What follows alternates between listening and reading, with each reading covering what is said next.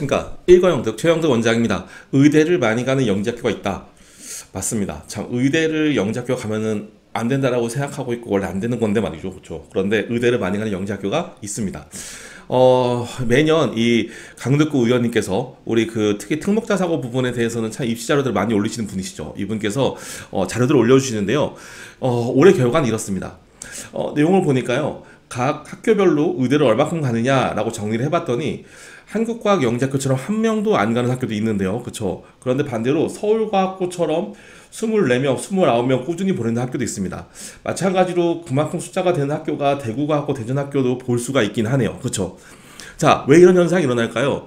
가장 대표적인 현상을 이렇게 생각해 볼 수 있을 것 같습니다. 바로 수능이 되기 때문에 갈 수가 있다는 거죠. 우리가 학생부는 여러 가지 제재할 수 있을 수 있어요.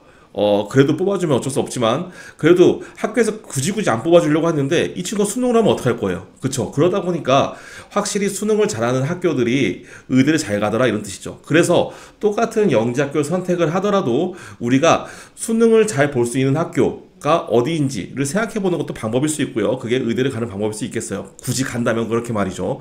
자, 그러고 보니까요, 서울과학고는요, 올해 말고 전년도에 가장 많이 서울대를 보낸 학교이고요. 그 중에서도 정시가 22명이 갔다는 거 눈에 확 들어옵니다. 반면 한국과학 영재학교는 정시가 3명뿐이 하지 못했어요.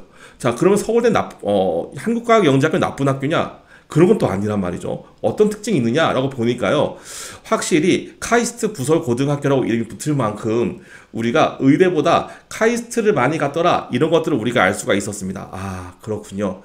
확실히 서울대 정시를 많이 가고 의대를 많이 가는 학교 서울과고, 그 다음에 한국과학 영재학교는 카이스트를 많이 가더라. 즉 한쪽은 학업 역량이 뛰어나고 한쪽은 활동 역량이 뛰어나겠구나 라고 생각할 수 있다는 말이죠. 왜 이런 현상이 생겨날까요? 이게 전통적으로 그런 거 뭐가 이유가 있단 말이죠. 바로 이런 부분 때문입니다.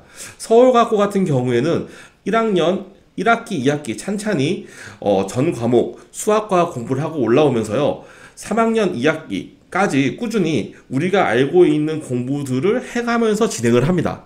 그런데 한국과학 영재학교 같은 경우에는요, 이런 식으로 학습의 단위별로 공부를 하면서 수능형이라고 하기보다 본인의 진로에 적합한 형태로 공부를 하게 만들어져 있어요. 그리고 실험 중심으로 진행이 되다 보니까 우리가 뭔가 수능에 맞춰서 공부하기엔 좀 딱히 불편한 이런 모습이 있다는 거죠. 또 한 가지, 이 얘기를 하면 한과형 친구들이 뭐라고 할 수 있는데요. 이해해줘요.